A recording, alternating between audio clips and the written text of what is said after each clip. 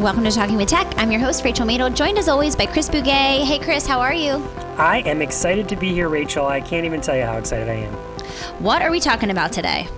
So a few weeks ago, I got to be a guest presenter at the Ninjisha conference, the New Jersey Speech and Hearing Association conference. I know it's a weird one to say. It's like ninja. I was like, what is he speaking another language? What is he saying over there? Why is he slurring his words? It was a fantastic experience. A room full of people that, probably like 100 to 150 people, all chatting about AAC. You know, those sorts of conferences are really great for AAC because a lot of the clinicians that come there, a lot of the speech language pathologists, they don't think of themselves as invested in AAC. I don't know if that's the right word, invested. Maybe there's like people you and I and a lot of our Talking with Tech listeners that do AAC as a large portion of their job, right? And think about it all the time. Where your general practitioner is more like, oh, I do speech language pathology. Oh, and AAC is a part of that, right? As opposed to I do AAC and speech language as well, you know? So it's a great opportunity because you can tell when you're in a room like this, you know, there's probably 10 AAC aficionados. You know, they've spent more of their time on AAC and they know the lingo and they know a lot of the concepts already, and they're your cornerstone in the presentation where you can say something and then they'll shout out something and riff off of it, you know, because that's how these sort of sessions go. You know, when you and I present, it's less you and I presenting, more of a framework that we have conversations around, and then we have a conversation.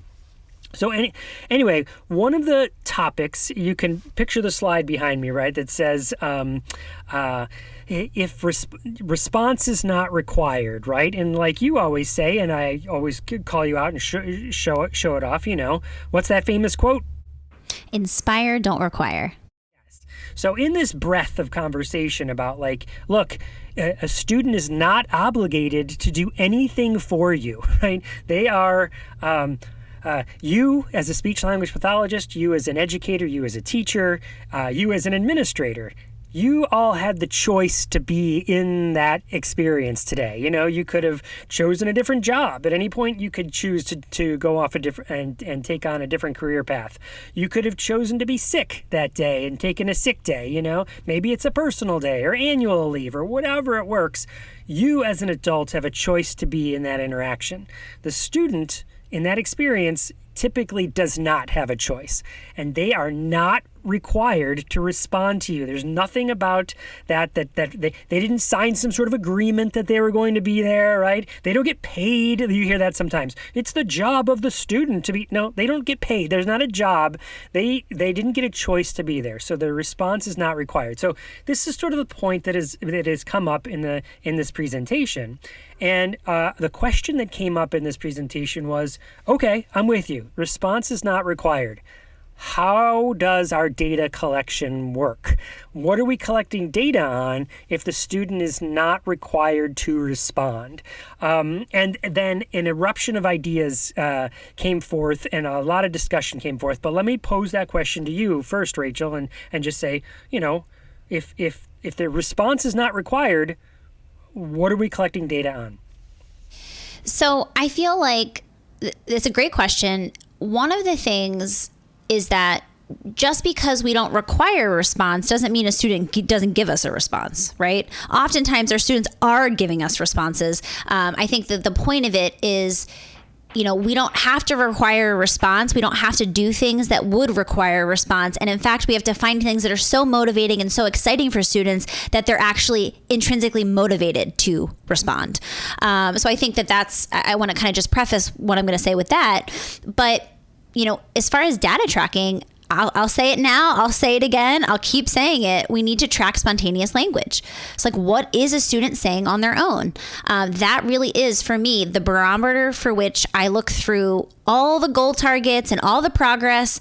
If a student is, you know, not using a lot of the words and targets and vocabulary that I'm modeling spontaneously, then I need to figure out how to go back and provide more support, more motivating opportunities to figure out how I can get them to communicate more spontaneously, which I feel like is kind of the biggest challenge in the work that I do, is figuring out how to support communication partners to elicit and facilitate more spontaneous language and more independent communication. So let me just riff off that for a second and say, all right, if you're measuring spontaneous communication, spontaneous language and spontaneous communication, what does the goal look like, right? I mean, because that's really the first, in order to answer the question of what data should we be collecting, the first question has to be, what goal should we be writing, right? So let's talk about that for a second. Well, and this is something that I typically, it almost doesn't matter what age the student is, what diagnosis they have. Like, I'm almost always writing a goal for independent initiation in whatever communication modality the student is using. So sometimes we have students who are primarily verbal communicators. I just got off a session with a kid who said a lot of stuff that was not understood by a listener. So, I think writing a goal for independent initiation is this starting off point, because if we have students who are just waiting for us, which is kind of what I was going to say, is like, we can also track what happens when we do provide a model. Does the student respond to that model? Do they imitate that model? What kind of strategies do we need to employ as the adults around a student to elicit communication in general? So if it's not spontaneous, then what kinds of things do we need to do in order to scaffold that learning or support for the student? And so I feel like, again, we can track the spontaneous language. We also can track what a student does when we provide modeling. I have a lot of students who, if I model open, they'll say open. If I model go, they'll say go. And when I say, I mean, they could say it verbally. They could also use their AAC. They could use some type of gestural communication. So I feel like, circling back to the goal, independent initiation has to be a foundational skill that we teach students if we can expect all the other things that we're going to build off of to be on a strong foundation. And oftentimes I see kids that can do a whole lot with support, but not a whole lot without it. So that's almost always a goal that I am including in IEPs and in the work that I do. Fantastic. Would you also agree that we're talking about spontaneous interactions, right? And those interactions could be language. I mean, that's where we want to be moving. But shared gestures might be also so you might have a student that is not really participating with you at all, and you're just sort of modeling on the side, and you're trying to have a shared experience together. And something that might be movement on their part is that they might have a shared interaction. They might initiate with you that is not either on the device or verbal, so meaning spoken. It might be some sort of gesture. So they've initiated with a gesture instead of, which could be a growth for a student. Does that sound right? Yeah, and I think what we're doing here is we're opening up our minds to all the different ways that students are communicating with us, because I feel like oftentimes it's like, okay, well, if they're not using that word or that target, then they're not communicating, which we know it's more nuanced than that. And some of our students do need to increase gestural communication as a form of initiation before they're ready to use their AAC or a word or language. So I do think that breaking that down does make a lot of sense. I also think, teaching communication partners how to observe nonverbal communication and gestural communication, and then learn how to model language, is how kids actually start pairing. When I point or I pull someone to come with me, I actually could use this word, come or go, right? So in that case, a student does do a gesture, like grabs or points at something, and then you model on the device how you could have said that. So come, go, want, something like that, right? Okay. Yeah. And then something else I wonder that could be measured is, let's say a student is not in this shared experience with you, is with you for a few moments and then gets up and starts wandering around. I feel like that's a common thing, is elopement. I don't even know if that's the right word, because that makes it sound like you're trying to escape. But let's just say the student is moving from place to place around the room, maintaining attention on something for a few moments and then moves to the next thing, right? And you're or sort of following them around with the AAC, sort of just doing parallel talk, right? You're just describing what they're doing and modeling on the device, right? Could another thing that you're collecting data on, again, they're not required, I messed it up. They're not required to respond or to initiate, really. You're just being with them. Could it be measuring the moments, how long a moment is that they are with you, right? So that in a block of 30 minutes, maybe they are with you, let's say joint engagement, over a number of weeks, the moments they're with you might increase from 30 seconds to a minute. Do you know what I mean? Where now we have more engagement time. They're tolerating me being in their world for a little bit longer. I don't know. How does that sound? I think that's perfect. And I think that, again, you could even do, turn taking in the sense of, a lot of our students love sensory activities, right? So, having a situation, I was just working with a mom who had her little boy on a swing, and, they were having this beautiful interaction where the swing would stop, and then, he would look at her as a way to say, like, hey, push me again. Like, that was fun. And they were going back and forth in this beautiful exchange. It had nothing to do with AAC. It had nothing to do with, what word to model there, although we kind of talked through together what word could we model as we're having this, interaction. But I feel like that back and forth is a foundational communication skill, right?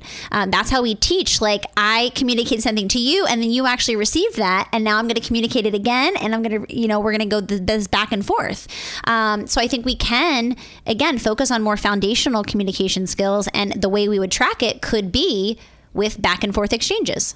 I could see, so who's who's jumping in my head right now, right? It's Kathy Howery talking about, enjoying the moment, right? Because I could see some people going, oh man, I didn't model at all right there because we were just pushing, we were laughing and having fun on the swing, and I never got stop and go in there, and I should have got stop and go in there, right? And beating themselves up. But no, it's about enjoying the moment and having that experience together. Does that sound fair? Yeah. And literally you're describing the exact experience I had coaching this mom. So she was like, oh, like I just didn't have the device. And there was all this like shame around like the situation. And I was like, it's okay. Like, we need to prioritize that exchange and that connection first and foremost, because a lot of times our kids have such fleeting attention or interest. It feels like we don't have many moments like that. And one thing, I'll say also is, when we're thinking about training communication partners, yes, like we want them modeling on the AAC system, but sometimes what I'm teaching before I even get to the AAC and the modeling is figuring out what to actually say to that student verbally. Because, for example, if, we're trying to work on go every time we, open the door and go outside, the first step is mom remembering to use that target language, right? So even if the device isn't there, which part of the challenge with communication partners is, yeah, like this is great, except the device is not here. It's dead. I don't know where it is. We missed the moment. My child just ran away as soon as they went to get to the device. There's all these things, like these roadblocks, right? So if we can just train communication partners on thinking and saying, oh, should we go outside or, open if it's a door? Let's open, right? With an emphasis on that target word. Eventually, if they keep practicing that word in that situation, again, outside of the AAC doesn't necessarily need to be there. Then when we pull the AAC in, they already know what word they're targeting. They already know how to model language verbally and emphasize that target word. And so it's kind of like a way to break down the process when you're not seeing a lot of success with communication partners. Okay, but let me tie that to the goal, right? And because what I'm hearing you say is that that's a skill that the communication partner is working on. So in that same breath, would we be thinking that there might be a communication partner goal? Are we talking about in an IEP setting or just in general? Well, let's just say in general, right? I mean, yeah, I don't know that we would necessarily write a goal on an IEP because the goal is for the student, not necessarily but certainly in your own professional learning experience. I think we call them micro resolutions, right? But having your own goal of becoming better at self-talk, parallel talk, knowing what words you're going to say in these given situations. But that's really thinking about writing your own goal for yourself or writing a goal for the communication partner you're working with. Yeah, absolutely. I mean, it's twofold with our kids who use AAC. It's like we have goals for them, but we also have goals for us so that they can reach their goals, right? Because we know that we as communication partners are an integral piece, an essential piece in kids making progress with AAC. And so we need to model the language. And so we need to have ways to keep ourselves as communication partners accountable for the work that we're doing in the modeling front, right? And the scaffolding of support front, and all of those skills and strategies that we're teaching. So yes, I mean, we're absolutely helping communication partners figure out goals for themselves, which is, again, the power of coaching, right? Like that's part of the process when you're working with communication partners in a coaching model, at least. All right. Another strategy we had talked about in this session was the fact that 0% is still data, right? So if a student doesn't use doesn't use the AAC, doesn't use any spoken words, like I said, response is not required, spoken language is not required, using the AAC is not required. We're supposed to tempt you and show you how to use it and tempt you to use it. But if you don't use it, okay, that's okay. That means that you have to be okay with getting a 0% on the data. How do you feel about that? I mean, nobody feels good about 0%. but if we're getting 0%, how can we change the goal to scaffold the learning to actually get progress, right? So if it's like maybe it's 0% with independent initiation or using the AAC on their own, but maybe our goal then is to, imitate a model. Right? Maybe our goal is when given a verbal model, like us standing at the door saying, go, and putting it in front of the student, that they'll then communicate that word, right? As a way to, again, scaffold the learning so that we can eventually achieve progress. Mm-hmm. That makes sense to me. That makes a lot of sense to me. It's sort of like some of the progress that the students we work with make is so incremental that it's hard to measure with just quantitative data all the time. So the other thing I could see is thinking it less of data collection and think of it more of evidence collection. And what I mean by that is when you say the word data, everyone thinks numbers. When you say the word evidence, you think numbers plus qualitative. So student looked at the device longer. The student was laughing while we were participating. There was some joint engagement there. I mean, there's stuff that you can do to add to the evidence that we are making progress on learning words using AAC. One more thing I'll add, Chris, is we need to get out of the habit with students of only assessing accuracy of language targets, meaning why can't we write a goal for independent initiation and no matter what they put on their AAC or what they select, that is the goal, right? Is just getting them to start using the device in whatever way possible. Because I feel like what happens is, we put the device in front of a student and maybe they start just kind of hitting all the words. It's like, okay, well, they're using their AAC. Like, this is progress. And again, it's kind of rethinking the way we see progress and then therefore the way we write our goals. Because sometimes it takes students a long time to kind of hit buttons and listen to what they say. And then for us as communication partners, we have a communication partner goal coming in here, right? Attributing meaning to the things that they're saying so that eventually they learn what those words mean. But like so often we're just like, oh, actually that was not the correct response, right? Like I'm holding up the train and they said pizza. And it's like, so then it's not right. And I'm putting that in air quotes, right? It's not right because it wasn't accurate.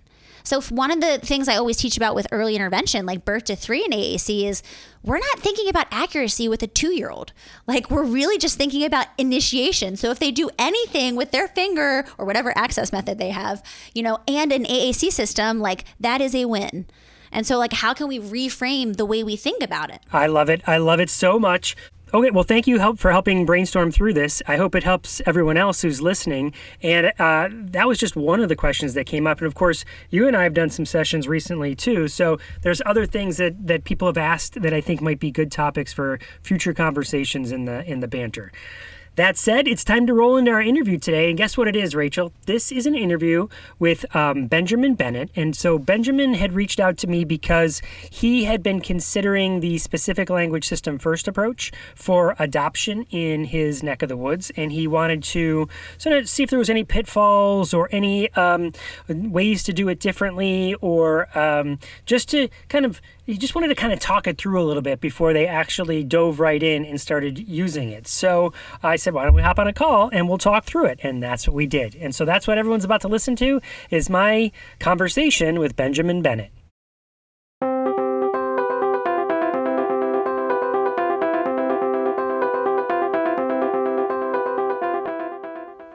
Hey, Talking with Tech audience. How's everybody doing today?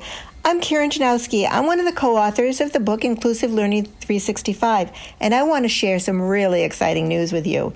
The 4 of us, Chris, Mike, and Beth, who you all know, have an awesome road trip adventure planned, which will take us from Boston to the ISTE conference in New Orleans. We want to preach the gospel of inclusive learning. If you're a regular listener of the Talking with Tech podcast, you know that reaching all learners is one of the driving passions. Well, we plan to drive that message to an even larger audience, especially general educators who may not be as aware of the importance of inclusive design to help reach every learner. We hope you will join with us on our road trip sponsored by TextHelp and follow along on our adventure with our social media posts. And especially we hope you participate in our huge Wish event. What's a Wish event, you may ask? It's a wonderfully inclusive scavenger hunt, open to anyone, whether or not you are attending the ISTE conference in New Orleans. We do want to be inclusive after all. There will be prizes with a grand prize of an Apple Watch for the person who earns the most points. To learn more, check out our website, inclusive365.com, and follow us on social media with the hashtag InclusiveRoadToISTE. Can't wait to have you join the fun.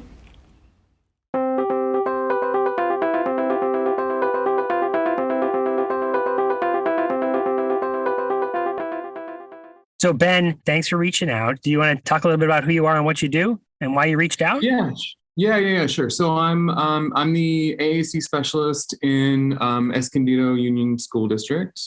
We're a union school district. We're not a unified school district in my city. We're a mid-sized city in San Diego County in California. About 14,000 students. Just a ballpark, I'm guessing the high school district is about half of that. So citywide, I guess we're probably about 20,000 kids. And yeah, I've been in this role for 5 or 6 years now. I've definitely, I was not given this role because of my interest or abilities in assistive technology or AAC. It was handed to me, because what I was told at the time, my ability to handle myself during IEP meetings, which has certainly come in handy, plenty. But since then, it's really I've really learned to love it. I came from being a bilingual therapist and assessor prior to this, and so it's really it's eerily similar in a lot of ways. There's not much there's almost no standardization, and you kind of have to think about let the data lead you to where you need to go, and so there's really more parallels than I ever thought there would be. So it's really interesting. So, well, and then you reached out because of the specific language system first approach. Tell me a little bit more about that.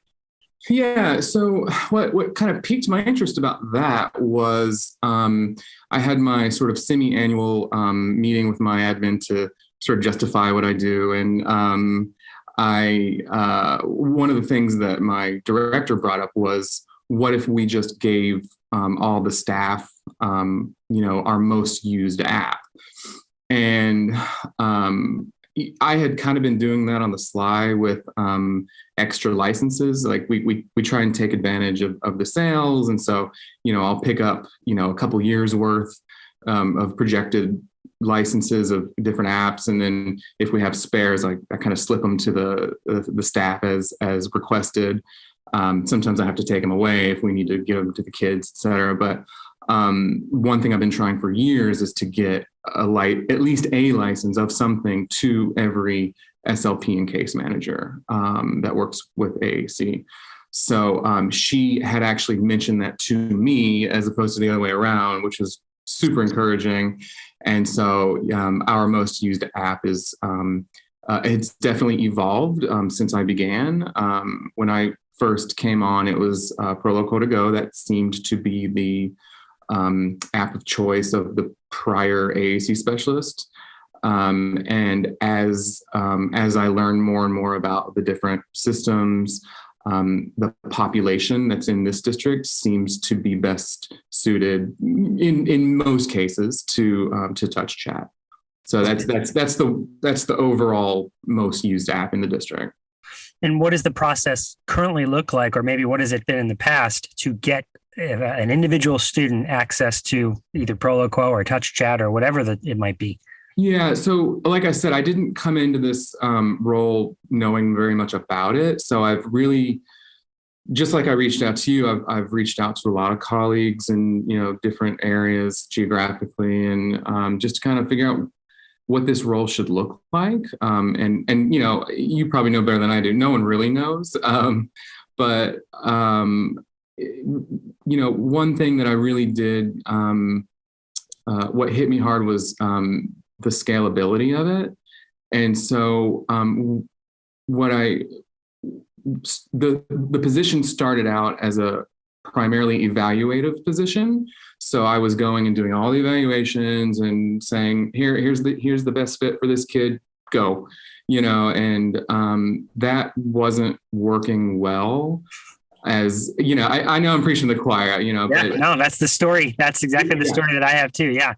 And so the local county AT team, I did a lot of conversations with them, and they have a more they have a considerations model, and so that's where we have really gone. And so I think it was last year, I really pitched this to admin, and I said, listen, the evaluative model just does not really scale, and I'm a bottleneck, and I really think we should start thinking about the considerations model. It really takes the not necessarily the responsibility, but the the power, like all the decision making. It really gives it to the team that works with the kid.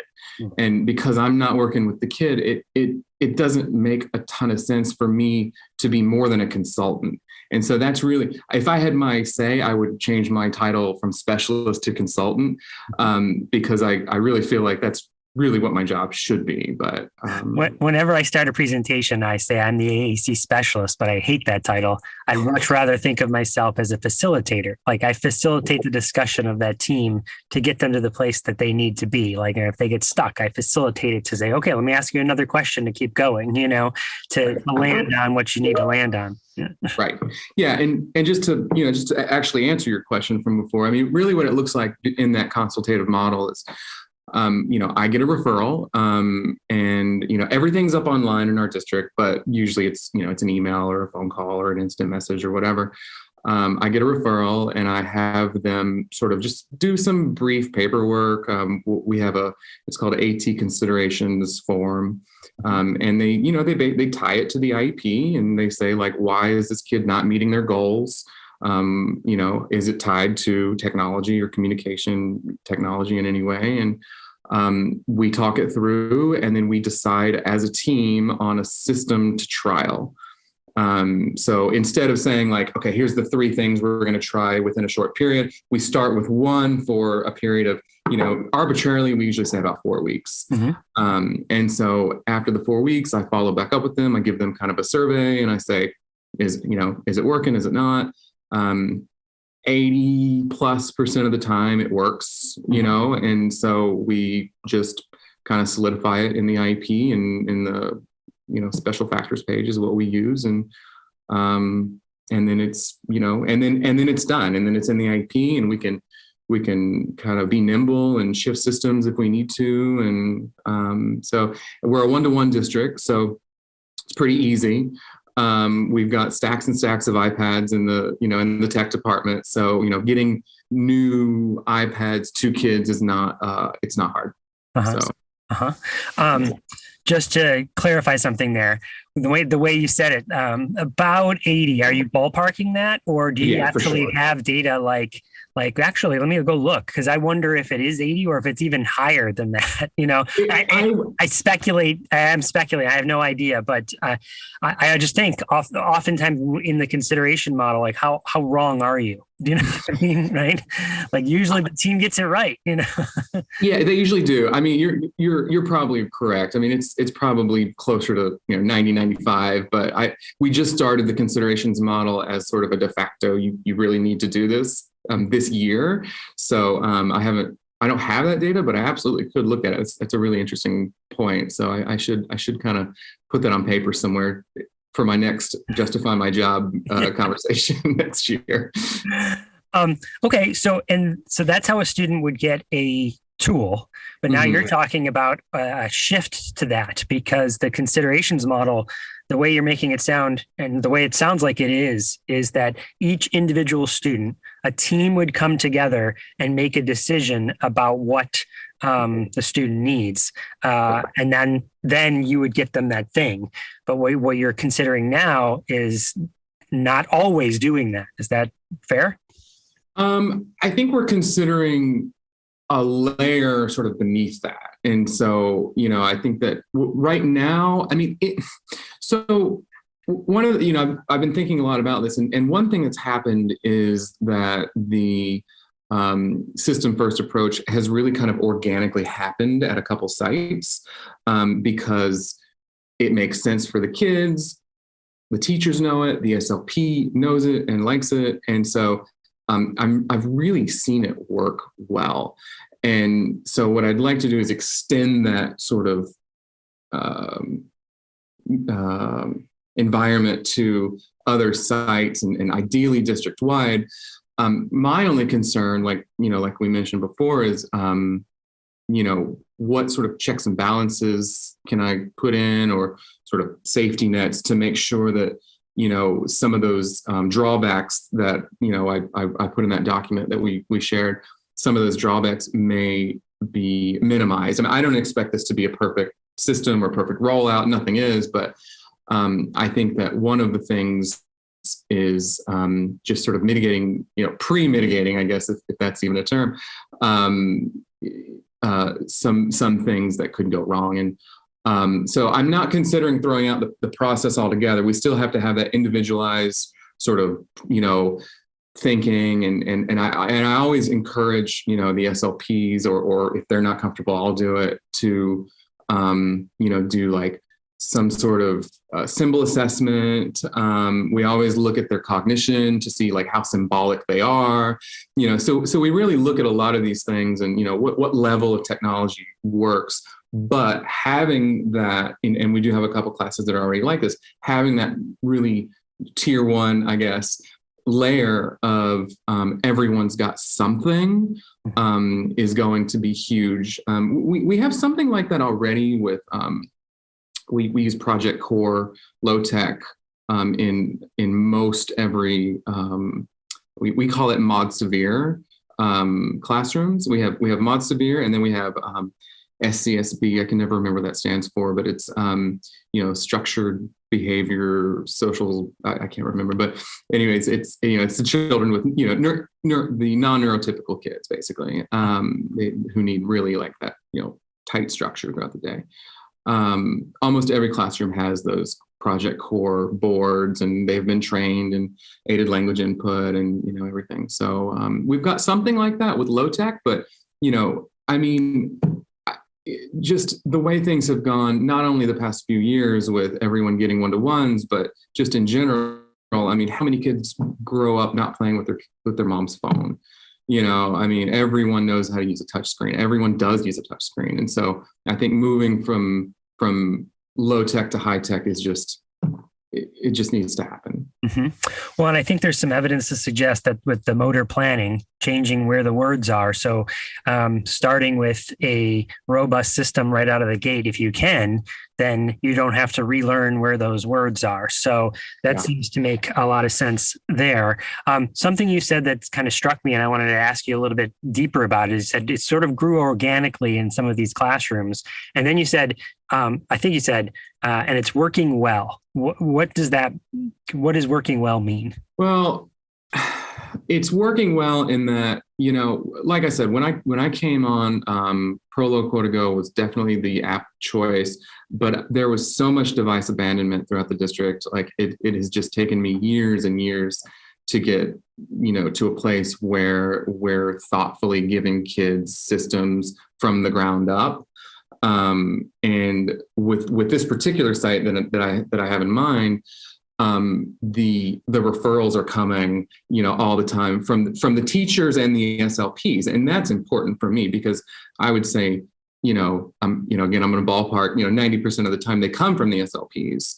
And I like it when now the teachers in those classrooms, they know AAC, they know the system, that they currently use as touch chat. They know a couple more, but that's definitely their go-to. Mm-hmm. And so when I say it's working well, I mean, I can see, I go in the classroom and I see, 6 out of 10 kids with tablets who are actively using them independently. And that's the key. And I'm seeing the paras use them, paraprofessionals. And I mean, it's a really, it's a good team. Now that's key.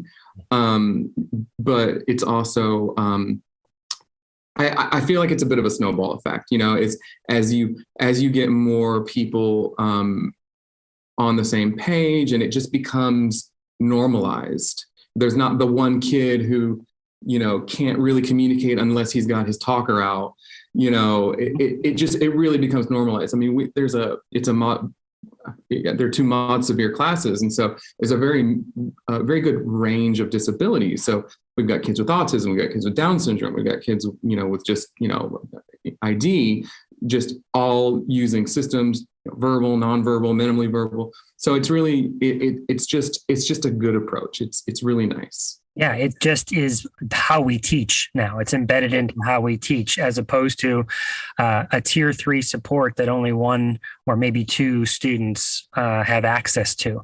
And sounds like, if I'm summarizing what you said correctly, that there's greater use across the board, and everybody just feels more comfortable with what they need to do. Okay. So, all right. So what you're talking about then is still extending it, but then you reference this Google Doc, that if I'm going to try and summarize where that came from, right? Is that you posted to AAC for the SLP, like, hey, tell me about the specific language system first approach. And of course, you go on Facebook, people have opinions, right? And so they listed out some pros. There was certainly some people who have tried it or who have been thinking about it or using it, had some opinions. And then other people had their thoughts, and you made a Google Doc sort of summarizing the comments. Is that fair? Is there another way to describe that? No, yeah, that's it. I mean, for me, that's going to be a longer running doc, but I mean, I just kind of like to keep all my thoughts in one place. But that's about where it is now. Yeah. Yeah. And so, well, do we want to talk about, I mean, where do you want this conversation to go? Do you have specific questions? I guess what I'm wondering is, I presume you've had some experience with this. And so my question is, what has worked well and maybe what hasn't? And, if I am to roll this out, which, it's looking increasingly like I'm at least going to do it, at least broaden what's what exists at a single site, maybe district wide. I haven't really thought that far into it. What do I need to really start thinking about now? Because education is it's a cruise ship. Things are not going to happen next week. So I need to start thinking about like training dates for the fall, and right. So I'm already kind of thinking. I'm already thinking about spring of next year, because I know how things tend to move. So that, I guess that's really what my question would be to you is, what have you seen maybe not work well? And that would be a really interesting thing. And what has worked well, in terms of aspects of a rollout like this, or. Yeah, well, so that's an excellent question. Well, at the risk of answering a question with a question, let me ask: what are your concerns? What would you anticipate might go wrong? Well, I think a couple of the concerns from that discussion on Facebook and within the doc is that there could be a heavy hand. There could be a lack of individualization, right? We'll get a classroom where, everyone's like, I know this system and, that's just what we have to use. Or even extending that further, a kid comes in from another district or, another school and has a different system, and they're like, well, we don't know how to use that one. So we need that kid to have our system because this is what we use in this classroom.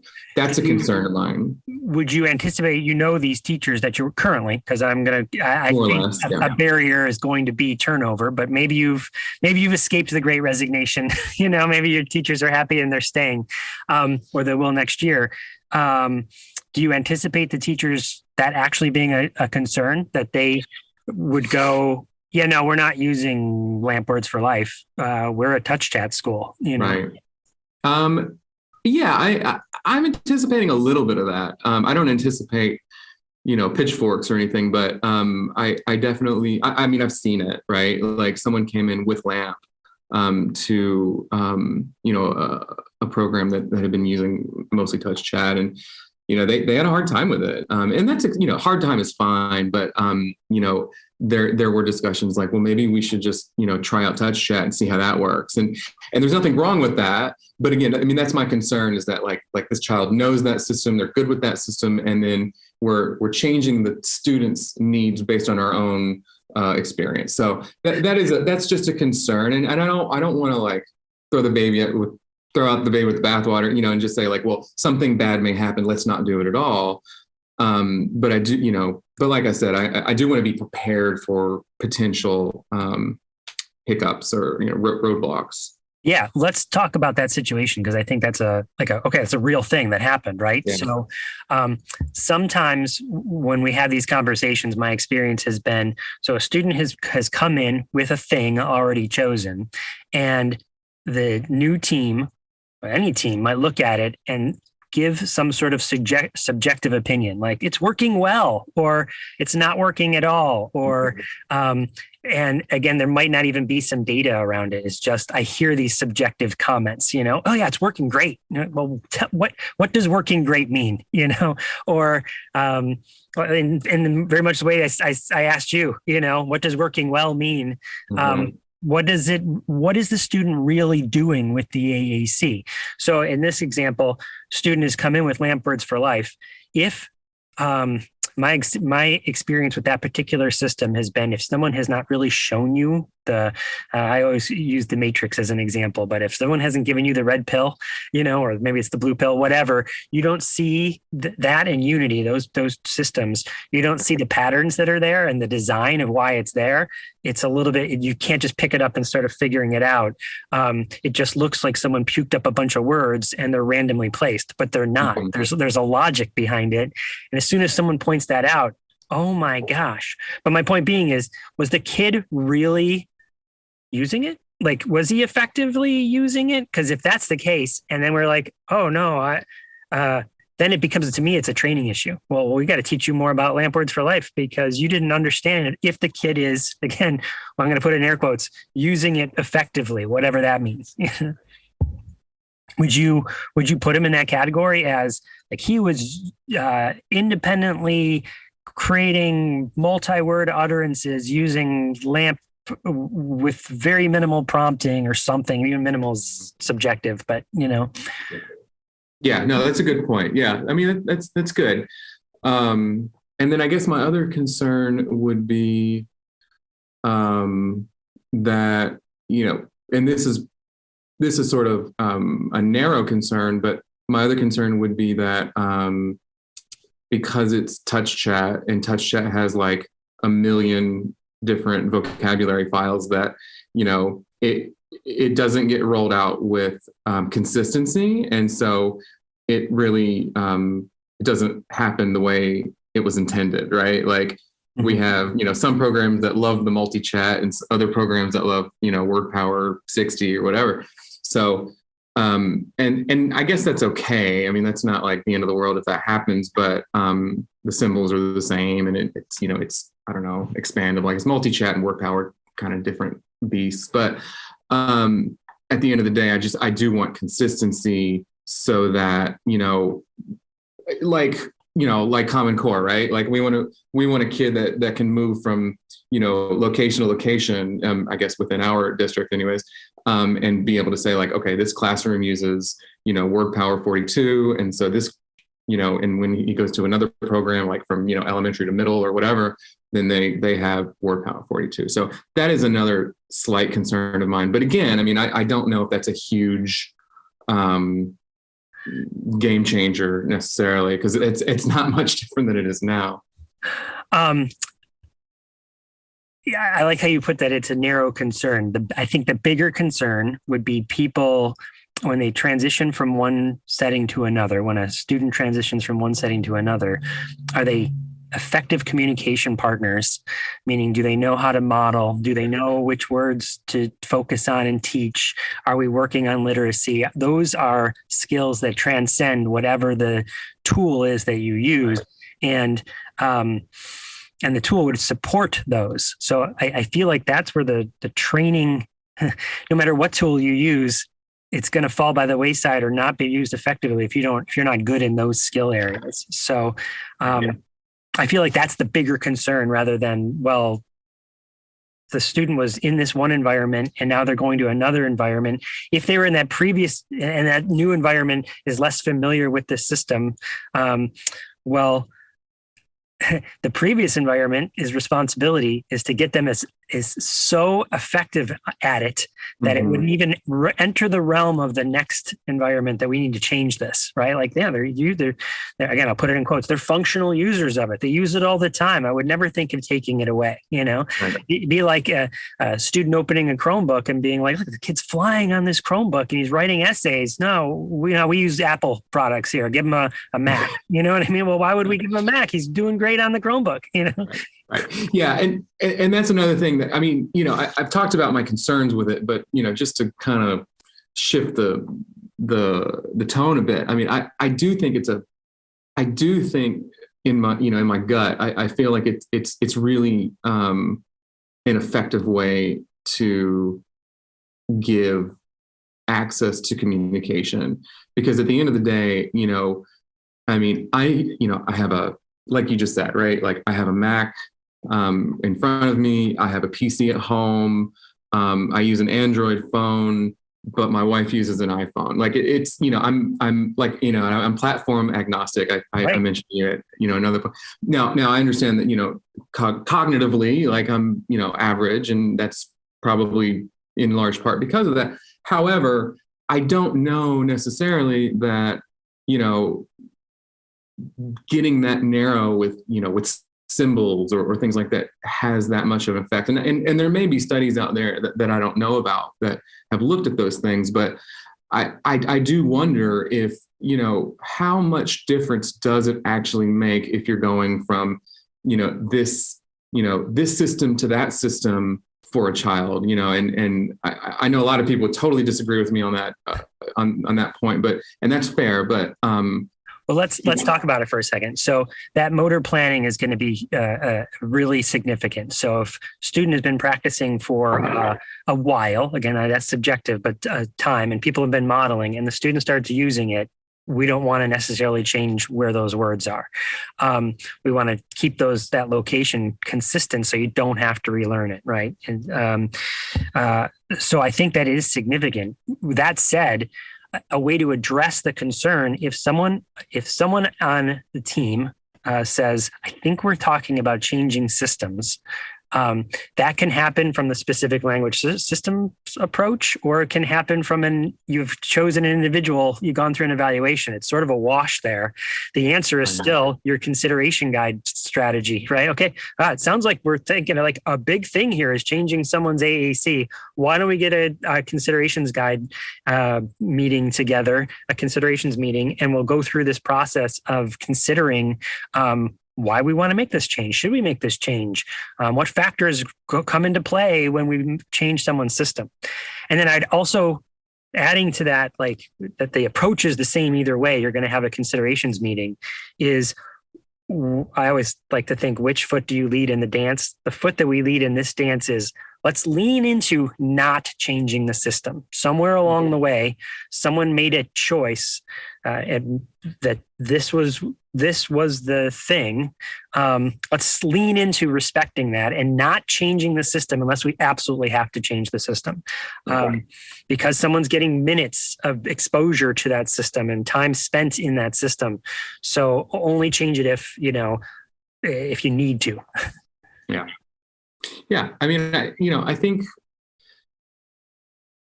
it's a really good, I think the point that you're making is that strategies trump tools. I mean, I think, and I agree with that. And I have been, one thing I noticed lacking when I came on as in this position is there was little to no parent training. And that has been a huge initiative of mine. I offer at every IEP meeting, like, are you using it in a home? How are things going? Do you want a training refresher? Do you, obviously with new people, I'm a little bit more aggressive about training the parents, but they don't all take me up on that offer. And now what we've been doing in the district is really training teams in just AAC foundations. And so, it's really, things are really, capacity is building. Yeah. And so I really think that you said it in your blog post. I mean, I think that when you provide a system, right, when you take that out of the equation, and there's always going to be individualization, but when you take that first step out of the equation, you really can focus more on teaching teams how to do aided language and,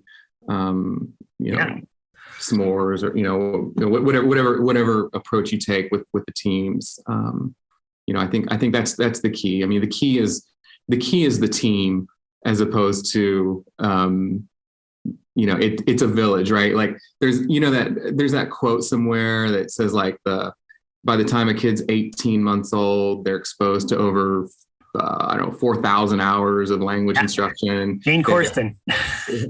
Yeah, they have to be 84 years old before they get exposed to that. So I use that all the time in my trainings, and I'm like, you can't just send a kid to speech and expect them to learn AAC. Like this is good. It's really more about the teacher, and maybe even more about the para, and maybe even more about the parent.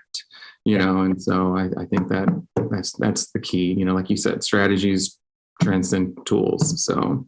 One of the important aspects of the specific language system first approach that I think gets misinterpreted sometimes is that it means there is no tier 3. Like right. You're only doing tier 1, but that is, it's still, you still have tier 3. There will be kids that system is not right for, touch chat will not be the right system for every kid. There'll be certain ones for whatever reason that they'll need something else. Maybe because they came from a school district that was using Lamp Words for Life as their specific language system first. They moved here and now they'll be using Lamp Words for Life, and they have they are using it effectively. Again, I put that in quotes. What does that mean? But they're saying whatever they want to say, however they want to say it, using this tool. Don't take it away from them. That's a tier 3.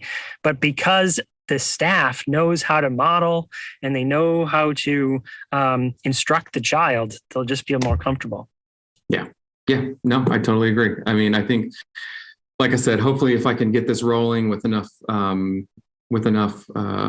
sort of checks and balances, then I can really focus more on, training the teams and taking on those individual tier 3 cases, one at a time. I mean, they're not going to go away, nor should they.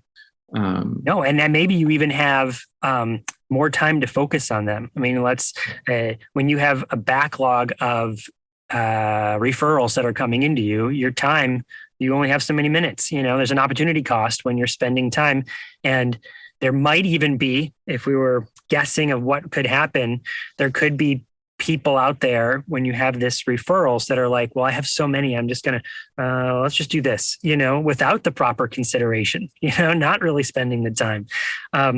So I think it could go both ways that way. So freeing up your time to do focus on those tier 3 and making sure it's proper consideration, so that you're not just doing a consideration like, okay, this is a direct selector that is I don't know what it kind of fits the standard mold of what most of our other students. Do we need to really do it? An individual assessment to try something, right? Not necessarily even saying this is it. We're just going to try this first, and then we move from there. Right. How much time is wasted for that kid if you were wrong, and how wrong are you going to be? I just don't see it happening very at all, really. Yeah. I mean, I think that's right. That's the key. I mean, and I think that one of the things that's really hard for me to convey to some parents, some staff, is just that, we're not a medical model, and so, we are, an educational model, and really, I think RTI MTSS really encapsulates that idea, like you have something for everybody. If that doesn't work, you make, you narrow it a little bit, it's very, pyramidal and, in its approach. And so that's why, I know MTSS is, a gen ed thing, but it doesn't have to be. Well, it's funny. The approach itself, I mean, it was designed for gen ed, if I'm not mistaken, but at the end of the day, it doesn't have to be. I don't see why, So here's an interesting thing, because I you might be referencing that because that was mentioned on the Facebook group, right? Students with disabilities, special ed, are general ed first, right? So MTSS does not exclude special ed, right? MTSS is designed for everybody, right? Everybody, including special ed. So there's, and like in the blog post says, and like I've said before, there's so many other examples of things that started out as tier 3 and have moved this way. AAC moved this way as well. Emojis, GIFs, we are all using stuff like that in communication. So knowing that model, let's just do it faster, Yeah, absolutely. I mean, the model itself is pretty universal, right? Yeah. I mean, you start out with something for everyone, and when it's not working, you try something a little bit more specialized. And if that's not working, you do a deep dive and figure out what the heck's going on. Let me ask, you said you were a 1-to-1 district, and it sounds like your iPads, you have iPads, right? So do you have students that for whatever reason can't use the iPad and they get a different device? Not for communication purposes. I mean, for just learning, vision students, maybe, for instance, they need. Yeah. I mean, we have some kids who, motorically, aren't direct selectors. We have, we have some kids that came with dedicated devices, like from insurance. Wait, let me ask the question again in a different way. Yeah. Your 1-to-1 iPads for just learning, right? So if they're so every kid gets an iPad, right? Yeah. But if there are certain kids, let's say someone who has a visual impairment that needed an iPad Pro, not the standard iPad size that you got, you know what I mean? Yeah. Does that happen? Yeah. I mean, absolutely. I mean, we can Individualized, yeah, for sure. I So mean, it fits usually the model. the way that it works, I mean, we don't load the AAC apps onto the educational iPads. Like if Right. we have a kid who requires who requires a dynamic display speech generating device, they get a dynamic display speech generating device that happens to be an iPad. So and so they'll have two, right? They get the one for the schoolwork, and then they get the one for AAC for communication. And so our tech team is really, really good, and I work with them a lot. And what we've done is our most recent initiative has been to essentially take off every single app except for the AAC app and the settings and the camera. And so I know everyone really advocates what's it called when you lock an app into Guided access. Guided access, yeah. Sorry, I couldn't think of that. When everyone advocates that, and I do too, but kids get out of it. Parents forget. Some parents like to use the iPads. Like I get, and kids too, of course. And so what I've done with tech is trying to make it boring. And so when they get out of the app, there's nowhere to go. Mm-hmm. And so it really has become, and I get a different case, and all that. So it really becomes a different tool. But also, yeah, we have different sizes. I mean, and we don't have any kids with eye gaze systems. We've never really come across that. That may be an issue at some point, but we just don't have any. And we definitely have some low gaze systems, low tech gaze systems. Do you have students that their only disability is vision? Yes. Not communication, right? And so might they use a different, to get into my point, it wasn't really about AAC. It was just about other students with disabilities might not be able to fit into the one-to-one iPad model. Sure. So we use a tier 3 approach, right? Okay, so this student gets something else. Yeah. Ben, can I ask you something else too about the symbols? So just to bring us back to that point, something that I find people get confused about with symbols is we, the adults, typically are literate. So we can see the text underneath the symbols, right? Mm-hmm. But a fun little experiment to do with the staff that you work with is to take off the text and guess what the symbols are. Right. That's a good idea. Usually you can't figure out, I don't know what this word is. It could be like 9 different things. I don't know. Right. And it really drives home the point that we have to teach what these symbols are. Right. That in the same way that the alphabet are just squiggly lines until someone teaches us that this symbol makes this sound. You know what I mean? And this other symbol makes the k sound. Then we associate meaning with it. Same thing with picture symbols on communication devices. So, I like to say that the symbols don't matter as much as we think they matter. They matter because we can use them to teach what the words mean. But there's sometimes an overemphasis on, well, we got to pick the right symbol set. Well, we got to teach whatever the symbol set is. Yeah. I try and tell that to to staff when choosing a system too. Like it could be, PCS or symbol sticks or whatever. I don't think the illustration itself doesn't really matter to the kid. And I would argue, and I want to say I read a study about this, but I can't recall it. So I don't want to quote myself on that, but that even the Fitzgerald approach doesn't seem to matter that much to the kids. It's really better for the adults that use the system, but the kids,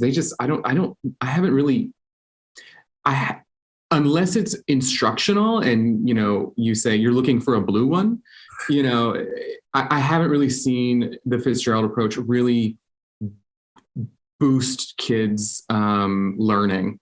necessarily. So, well, let's talk about that for a second. I think it's similar to the symbols in that it can help if someone teaches it. So imagine all the green ones are verbs. They're actions, here's what actions are. And you use it, like you said, and not kind of waiting for the student to see if they're going to figure it out, but we teach it explicitly. This color equals actions, yellows are pronouns. That's like people, and you use that and do little plays like, finger puppets, like I, you, and we have the symbols and see how it's yellow. So, it's a pronoun, like those sorts of instruction are choosing to teach that yellow means pronouns and green means, green means verbs, but you just don't see that very frequently. You don't see that people are actively, and if you're doing it out there, people's listening, good for you. We need more of that.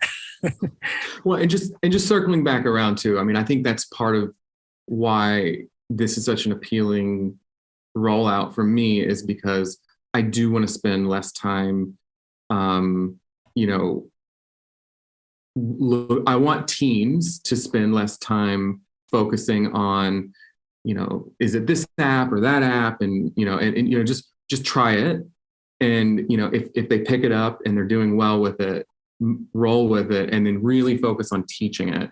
Don't focus on, the kind of back and forth that we sometimes do with system selection. And again, I mean, there are so many kids out there that, like if I have a kid who really needs they're maybe like verbal, but, maybe they have autism and they can't, they're not like super verbal, and they just need really like that vocabulary, huge vocabulary growth, then Proloquo is a better choice, in my opinion, because, they have a much better like organizational, semantic organization, in my opinion, but as opposed to, I don't know, Touch Chat, which is more, predictive, I guess, in its grammar. But so, there's always going to be those kids. But in general, like I really want to shift the focus to the strategies. Mm-hmm. Mm-hmm.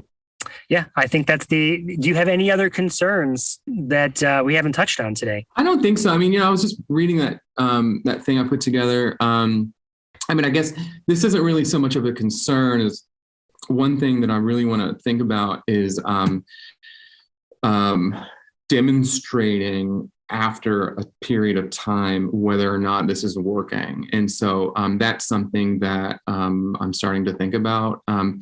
In a way, I'm doing that already. I just sent out a survey district-wide to get some just real baseline information about every existing AAC user. Things like, what percentage of their day are they being exposed to aided language input?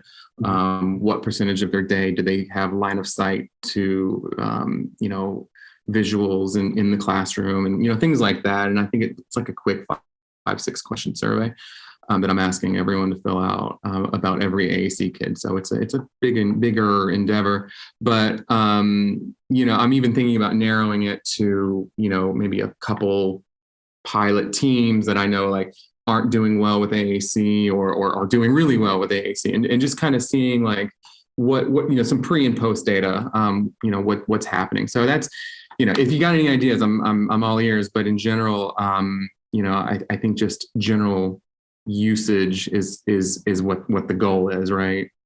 So yeah, I think you're in a good spot there, thinking about the how often the student has access.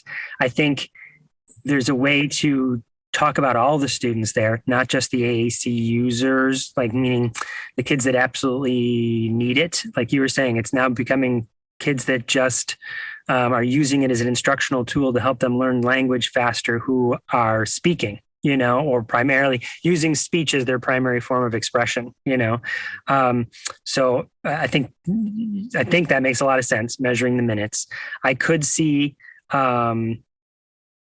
it's really hard to isolate all the variables. So you're building a picture here. Something else you might measure is the number of referrals. Have those gone down? And have I been able to increase the number of minutes that I've that I'm doing training, right, or doing some sort of coaching, but some sort of professional learning. Has that increased?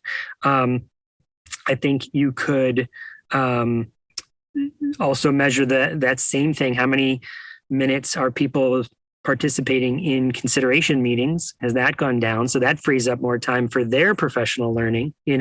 That's certainly an issue I've been hearing nationwide, burnout when it comes to professional learning, because they're spending too much time on stuff they don't really want or need. Forced family fun, forced education. Forced education. Like, do I really need to learn this? But that's eating into the time for stuff like this, where this learning about this stuff could really help me, Yeah.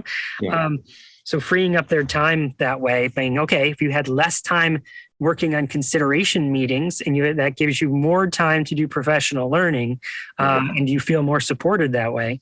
So I think those are factors that could also be measured about, whether it's working. Because I don't know that there's a way to measure exactly, you're just going to building evidence that it's working or that it's not. I would also, just to be on both sides here, is to look at, okay, did we have a situation where, how many conversations did we have about changing the app, but a student was, again, what's your measurement for using it effectively? But we thought the student was using it effectively. They came in with data showing that they were using it effectively. How many conversations did we have about that? Is it 1, 2, or was it like, no, it just keeps coming up as a plague for us? That might be something that you'd have to come back to the table and think about. I just don't think it's going to happen very often. It's a fear people have, but I just don't think it happens very often. Yeah. And I don't think it happens as often now as it used to, because of the consideration model implementation. I think that's really, having that discussion beforehand and saying, like, this is a good fit for that student because is really helpful. And like I said, I have the numbers somewhere. I don't have them in front of me, but probably a good 60-70% of our kids do use touch chat. And that has been a very organic process over the years, and it's just kind of leaned in that direction. So I think that's definitely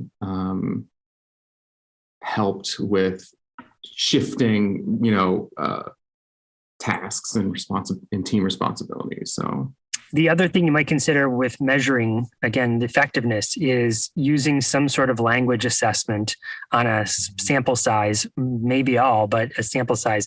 In our neck of the woods, we couldn't find something that fit for us. The communication mix is great, but we got a little pushback from teachers that it took too long to complete. And then I would say, like, yeah, but it's a student's language. So can we spend the time on it? But still, it was what it was. There wasn't a lot of buy-in around it in my neck of the woods. Other people have adopted it, and that has been a good measurement. So we created something called the COLE, the communication. The Continuum of Language Expression. I blanked out there for a second.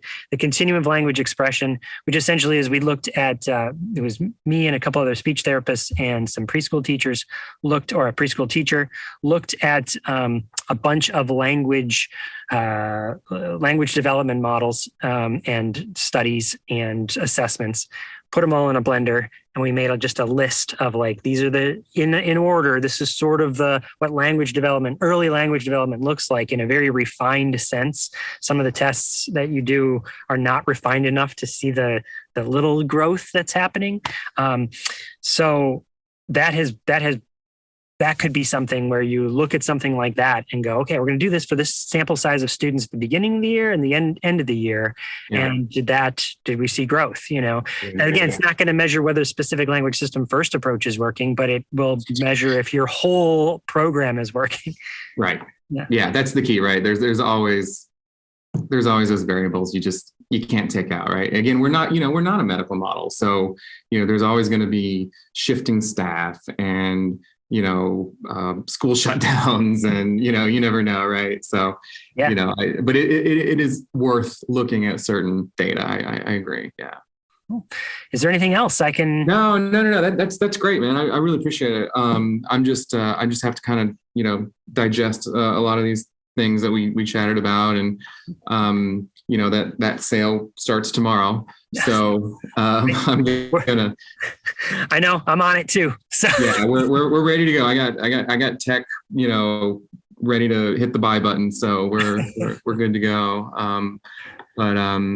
Yeah, I mean, whether we implement the system or not, we're still going to get the licenses. So I think that's always like a huge boon for a district when we can have, extra AAC, and as opposed to, fighting for it. I read some of these Facebook comments and I'm just like, it makes me sad for some of these districts who, these providers, right, who have to fight with their admin to get in. And I'm just in a really lucky position where, I have a pretty supportive admin, pretty supportive, pretty tech savvy district, and it's just, I just feel very lucky. Yeah, so. Clearly. I mean, your admin came to you and said, "Hey, what if we just gave everybody this first?" Right? Like that was their idea. So that's we have a very, very thoughtful director who wants a voice for everyone. I mean, she said that, right?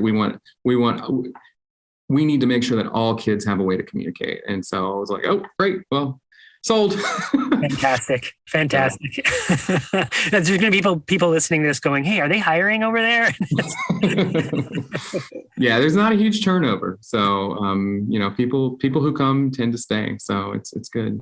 Yeah, that's awesome. Well, hey, this was great chatting with you. If other questions pop up, don't hesitate to reach out.